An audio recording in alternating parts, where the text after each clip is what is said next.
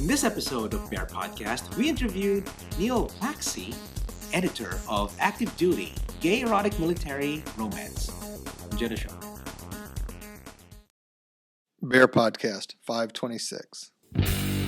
Hey, all you bears! He's texting to bump into Big Hairy Man. So scientists may have finally solved the puzzle of what makes a person gay. Well, I'm not taking you to give him something. Scrub there, fix it for you. Can I do the podcast in my underwear? Gay, the geek and the bizarre. It's one of those things that's fun and cute. Last 2 glasses of wine. He's He's a lightweight, so it don't take much. You're listening to BearPodcast.com. Okay, fine. If you really have to. Welcome everyone to Bear Podcast. I am Nard. And I'm Ray. Yes, and this is episode 526, and it's July 8th. Yeah, Tuesday. 4 days after the 4th. Yes, it's 4 days after the 4th because, it's a holiday. Happy birthday, America, I guess. Happy Independence Day. Happy Independence And we Day. ain't talking about Will Smith either. Yeah, 4th of July. It's just an exciting weekend, but this is a long show right now, so we have an interview. But what we'll do is really just, split the show and everything. So I'll be out next weekend. Oh, he'll be out. I'll be Not out. like he's not out now, but he'll be out, even more out I'm next out, week. hey. No, okay. Anyway, so coming up is an interview with Neil Plakcy. Tell us about Neil Plakcy. Neil Plakcy is the editor of Active Duty, Gay Military Erotic Romance. Mm-hmm. Neil Plakcy is author of 19 novels and collections of short stories, as well as the editor of many anthologies for Class Press, including Hard Hats, Surfer Boys, Skater Boys, Hot. The Handsome Prince, Model Men, Sexy Sailors, Hot. and Beach Bums. Hot. He began his erotic writing career with a story for Honcho magazine called The Cop Who Caught Me. And it's been, I used to love the that's name. right, Honcho was an old The couple gay caught me. thing. Has been writing about cops and sex ever since. Most recently with 7 novels in the Mahau, is that how you said it? Mahu. Mahu series, which means gay in Hawaiian, which is why I can't say it. Really? Mahu? That's what he said. That's what he said? Okay. Yeah. He lives in South Florida. You can find him at his website, www.mahubooks.com, which is MAHUBOOKS.com. And a little bit more about the anthology is the public displays of affection between soldiers and other men, the first same-sex service academy prom dates, the first same-sex military weddings to serve illustrate something we have known all along, that gay men are strong, brave, and resilient, the very characteristics that make a great soldier. Yes. That's awesome. So Neil Plakcy join us, and here's our interview with Neil. Joining us today is Neil Plakcy, and it's an honor to have you on the show. Welcome to the show, Neil. Well, thank you very much. I'm so delighted to be had. Mm-hmm. Yes, that's right. So Neil is an author, and we're actually featured. He has this book called Active Duty: Gay Military Erotic Romance, and I should say I'm really impressed. You just like it because they talk about having sex, man. Well, yeah, that's part of it, but yeah. Okay. So Neil, tell us about the this collection of short stories that you came about. Why is it a military theme? Well, I think there's just something very sexy about a man in uniform, Mm-hmm. first of all. Maybe it's because those sailors and soldiers and police officers and firefighters all, have to be in good shape to do their jobs, and so their uniforms fit them very well. Mm-hmm. But I think there's also that sense of, those are people who are there to protect us. And there's something very sexy and romantic about that as well. Mm-hmm. And when Don't Ask, Don't Tell was repealed, the first thing that I thought about, at least, was, wow, I'll bet there's a lot of gay men in the military now who no longer have to hide or lie. And what's that like? So much of erotica is about the thrill of the new, meeting somebody and sneaking away and, forbidden passion and all that kind of stuff. Well, what's that going to be like in the military now? And so it was, I was very intrigued by it. And I put out a call to writers that I knew, and then also on open sites to say, hey, have you got a story to tell about this kind of situation? Mm-hmm. And I was delighted to see the great stories that I got. And, one of the things that was surprising to me was how romantic some of these stories really were. Yeah, And that's true. Where the subtitle comes in, because there really were, and I'm sure that there are real life counterparts, but there's a lot of stories of men who were in relationships that they had to keep hidden for the sake of their careers, because of their dedication to, protecting and serving our country. Mm-hmm. Yeah. I grew up around in Augusta, Georgia, so there was Fort Gordon there. And I remember when I was first coming out, all the gay military guys tried to live off base, and they all shared houses together. You could tell they're gay. Huh? You could tell they're gay. Well, when they walked up to the bar, you could. Oh, okay. When they walked to the gay You bar, went to that's the pretty, gay bar pretty in evident. uniform. But That is I awesome. always thought that was kind of funny. The way they hid it was they all became roommates, Uh-huh. and they all actually rented houses, a couple houses down from each other, so they could watch out for each other. But I thought it was hilarious that they did that. So, Neil, where are you based, by the way? I forgot to ask that. I am in Hollywood, Florida, halfway between Miami and Fort Lauderdale, in a very rainy location right now in the summer. Well, yes. Y'all had a little tropical storm move through there this week, didn't you? It actually formed somewhat to the north of us. So okay. We got a lot of the outer bands of rain. So y'all missed it this time. Oh, okay. Yeah. That's awesome. So were you in the military before yourself? Or are you just like talking about these military theme stories? I've never been in the military myself. Oh, okay. My father was in World War II, but, was one of that generation that never talked about anything. Mm-hmm. And, and he was in military intelligence, so he couldn't really talk, supposedly. Oh. And, he spent his times outside Washington, so, didn't have like a lot of great battle stories to tell. Yeah. Kind of thing kids want to learn about. Yeah. So, but I just was fascinated by the news report, and to be honest, I thought there was a marketing hook here too. Well, there you go. Of course, it's a way to sell some books. Yes. Well, there's a pick up on the news hook. The next book that I have coming out with Claes is going to be out in January, I believe, and that is called Take This Man, and it's about couples after the fall of the Defense of Marriage Act. Oh, okay. Oh, nice. So it is very recent then. Yes. Yeah, so there's lots of change going on in the world. Yeah. And if you have an imagination like mine, you hear a story and then think about the erotic aspects of it. Ah. So it takes a dirty mind, is what you're saying. Exactly. Okay. Love it. Were any of the authors that submitted stories, were any of them former military or active military? Not as far as I know. Okay.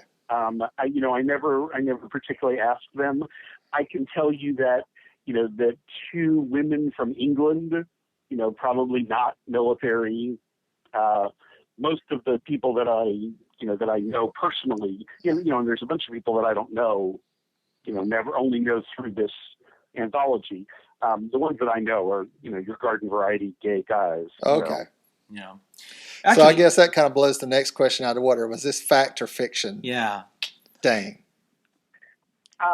You know what? I think it's fiction.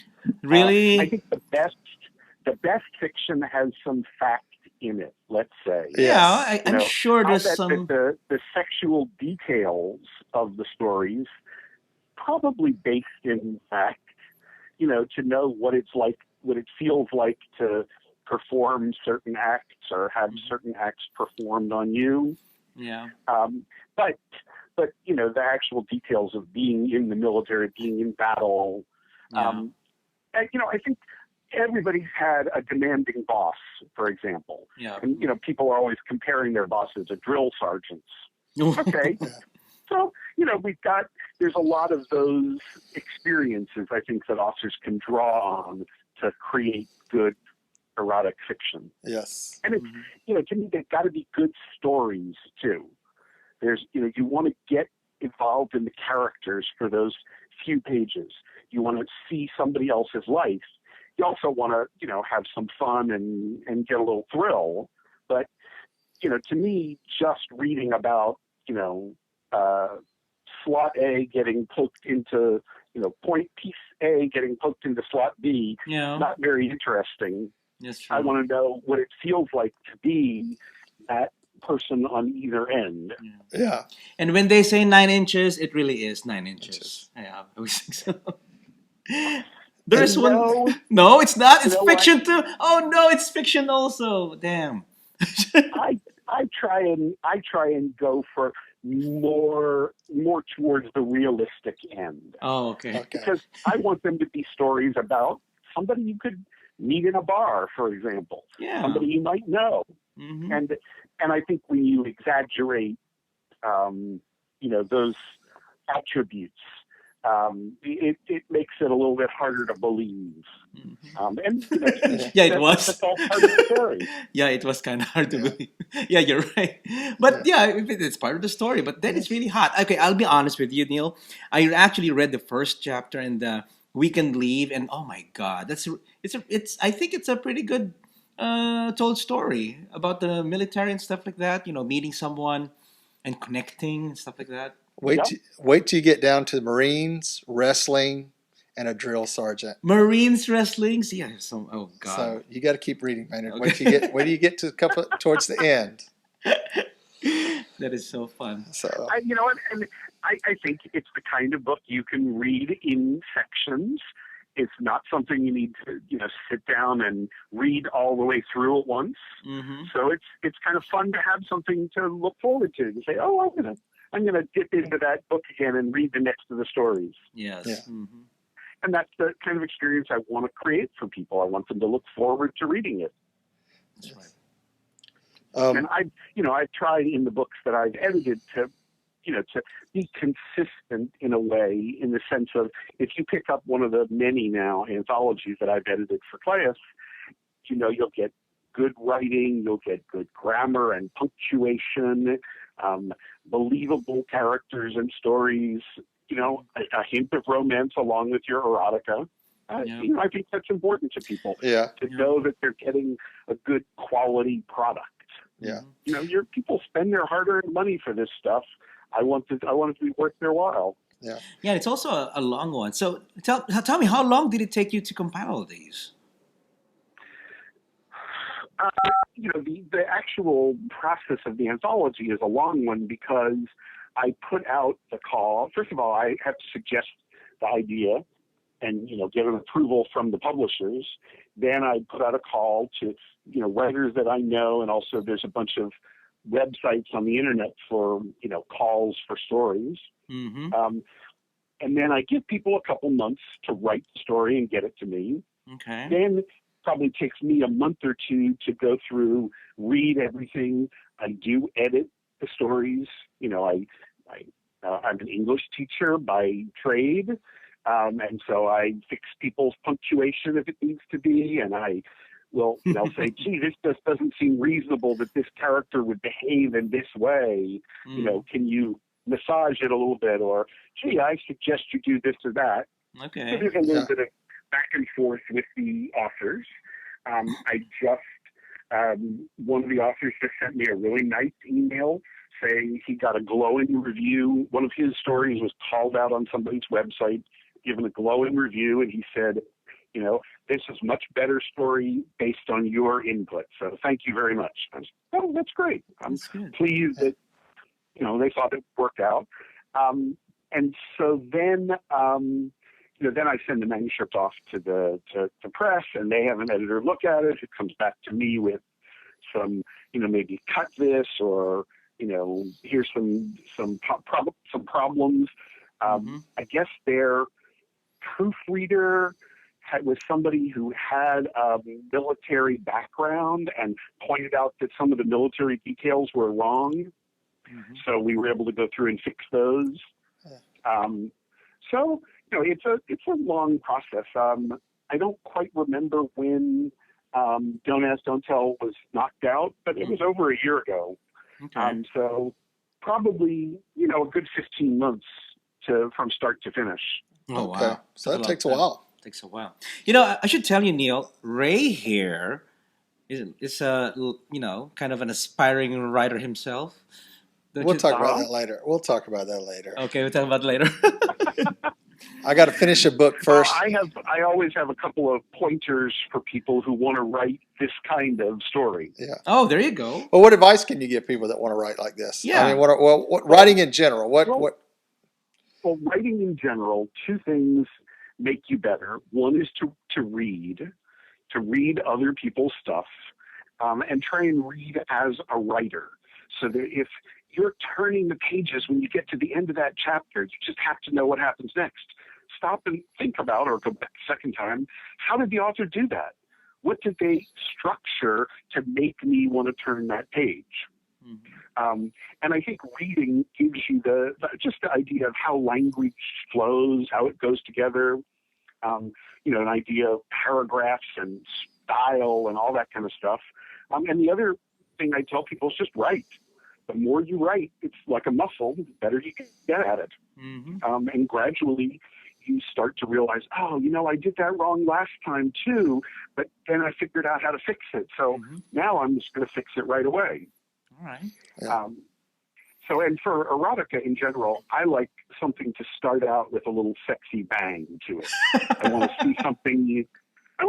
Even if it doesn't have to be the actual act, but it's got to be, something caught your eye. That's a sexy guy, and how did he move, or what did he say, or something that gets the juices starting to flow. Yeah. And then often there'll be a quick.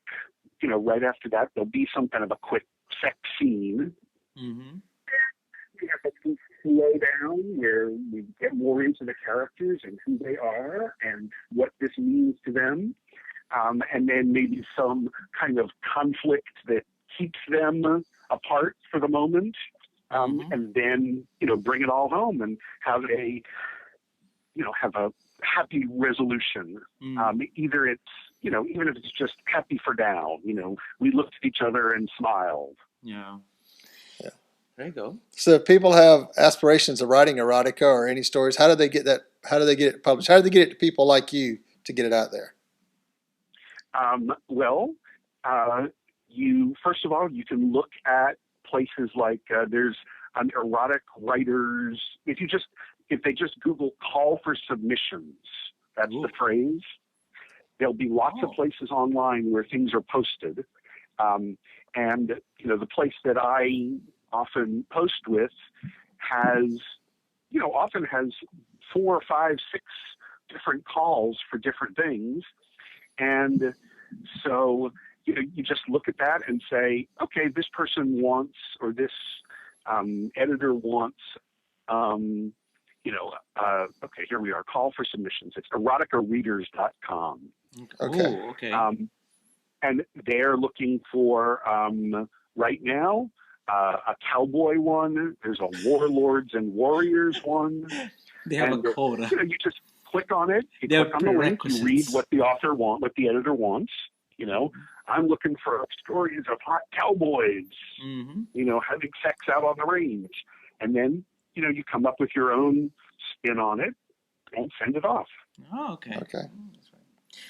Let's talk about the electronic forms. Are these books that your books are they in electronic form right now? Do they have a digital down? They all come out in ebook, but they come out at the same time in print.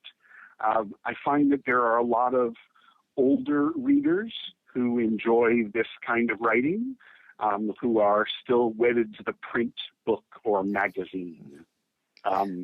But as well, there's a whole new generation of guys and straight women too who love this kind of, Really? stuff. Well, There's a huge market for Straight women reading gay straight erotica. women reading gay romance, first of all, but then after that, gay erotica. And a lot of these ladies like it really dirty. yeah. Oh, They, really? they want the stuff that has the 5 flames on it, Wow. not just a little bit of, we kissed. They want to know all this stuff. No, I didn't know that. You got to check out on Goodreads. There's an MM romance group. It's M/M is what they call it. Slash fiction comes out of the people who were writing about Kirk and Spock getting it on. Oh, the slash Yeah. stories. /S. The slash stories. Okay. You're right. A lot of those women came out of slash fiction. So M/M romance is what it's called. It's the 6th or 7th largest group on Goodreads, has 14,000 members, most of them straight females. Oh. They have all kinds of posts about gay sex and, what's a Jacob's ladder and what's this piercing and what's that piercing and what does it really feel like and all this kind of stuff. They're just wild. Gals gone wild. That's kind of wild. Wow. That's exciting. Well, I've noticed in most of my erotic reading that most of the gay erotic stories out there are written by women. Quite a lot of them are. I think Wow. my books are about 50-50. 50% men, 50% women. Yeah. And I challenge anybody to be able to tell, to look at it without knowing the author's name. And honestly, some of them are pseudonyms, so even though it might have a male name on it, there could be a woman behind it. But to read it and say, can you really tell whether this was written by a woman or a man? Yeah.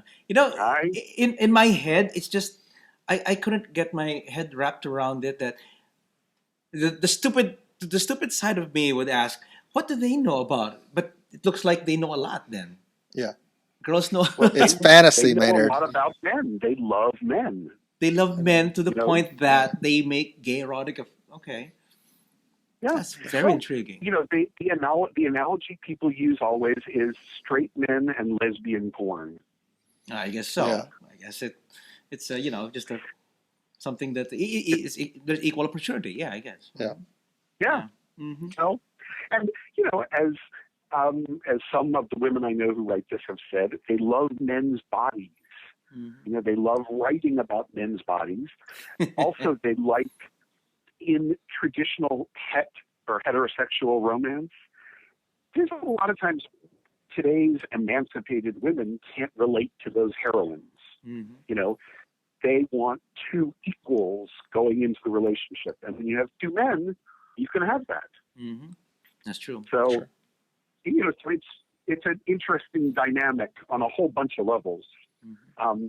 And Claes has been really great about putting out all these terrific books.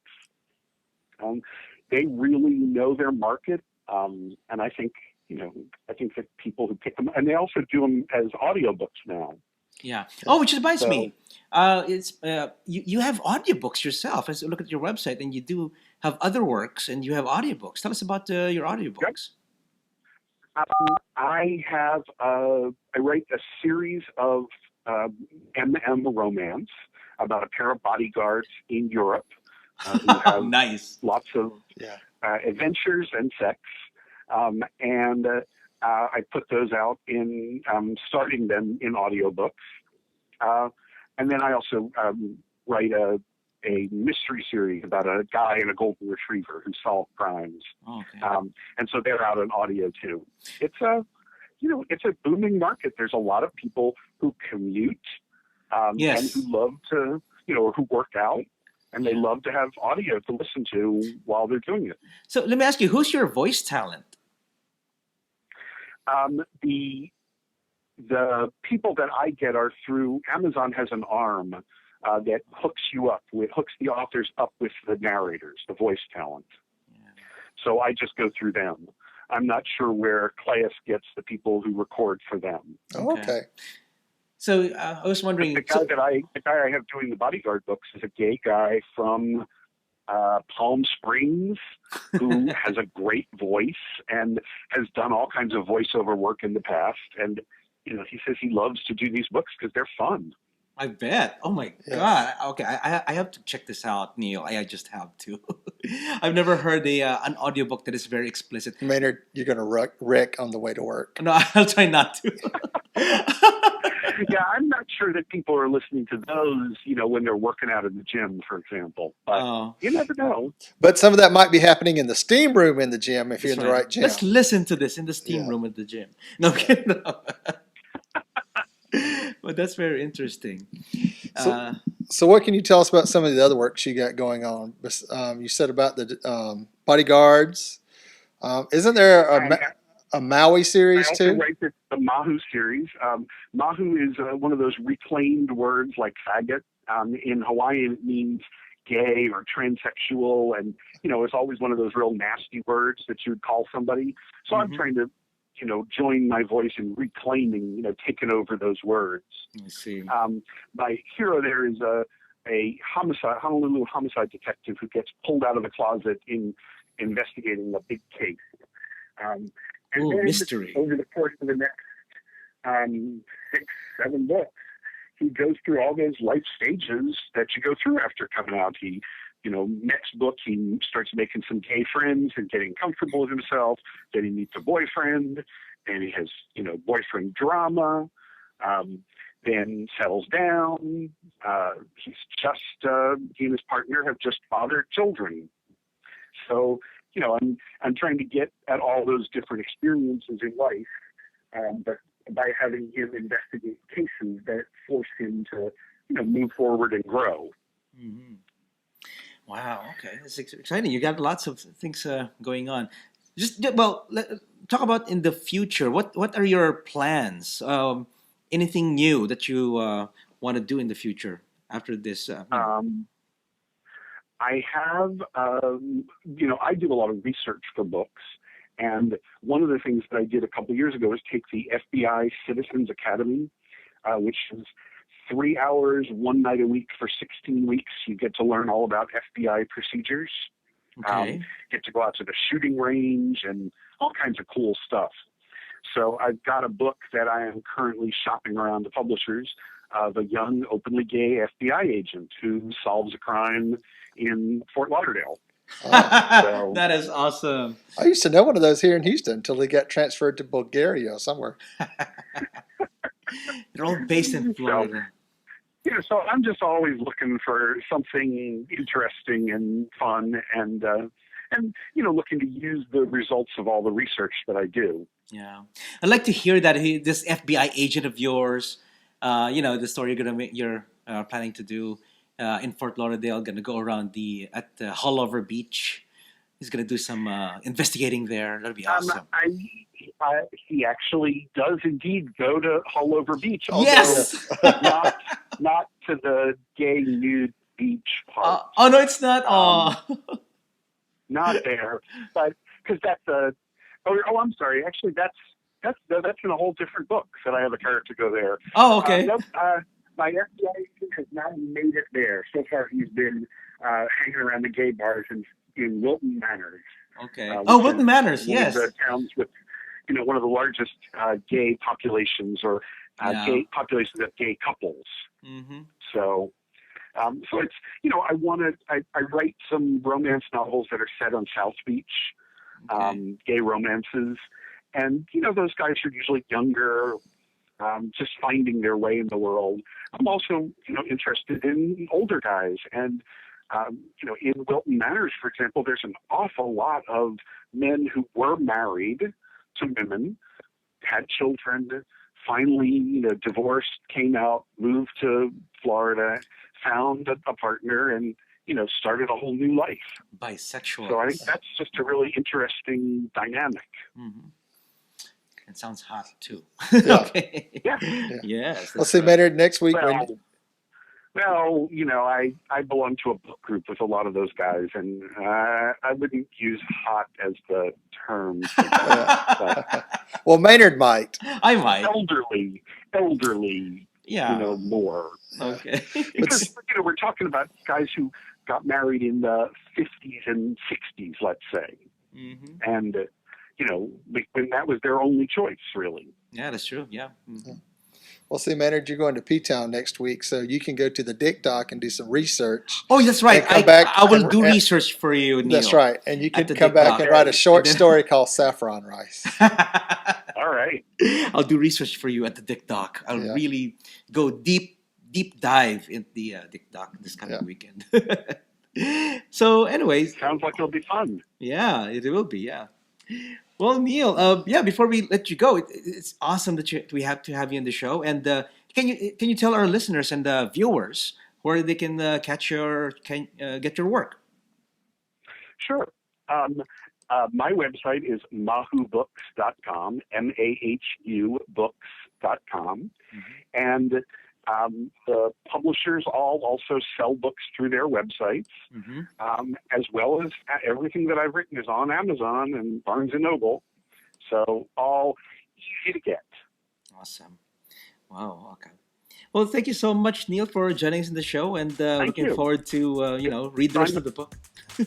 Great. It's been my pleasure, and I hope you enjoy it. Yes, thank you so much. Thank you, Neil, for being in the show, and it's awesome to hear all these stories. Really good. So yeah, go to mahubooks.com for more info. We'll put the links on the website for you guys to click, so you could check out his books, his audiobooks, his gay erotica, and everything. So it's really awesome. Yeah. Yeah. So pretty much, if you're single, you better have a date that night after you read a story. And if you're in a relationship, you better have your partner lubed up and ready, or you better be lubed up and ready for your partner, whichever goes first, because it'll get you going. So. That's right. So, okay, so that's it. Actually, this is going to be like a two-parter show because next week, like I said, I'll be out of town. We'll explain in the next show. So check out episode 527 for more information on what's going on with our lives. So, yeah, that's it. Thank you, everyone, for watching and listening. If you want to contact us, send your emails to show@BearPodcast.com. Or you can give us a call at 206-222-2327. That's 206-222-BEAR. Give us a call, leave us a voice message, and we'll play it on the show. Awesome. You know, last week when Dave screwed that up last week. Okay, so subscribe via iTunes, YouTube, and Vimeo, and listen to the show on Stitcher Radio, Roku Player, and also on the Bear Radio Network. And follow us on Facebook and Twitter. And also go to the official website at BearPodcast.com. Thank you, everyone, for watching or listening, and we'll catch you guys on the next episode of Bear Podcast. Many woofs and many hugs. Woof, what a bear. Podcast your ass. Woof, what a bear. Woof, what a bear. Podcast your ass. Woof, what a bear. Woof, what a bear. Podcast your ass. Woof, what a bear.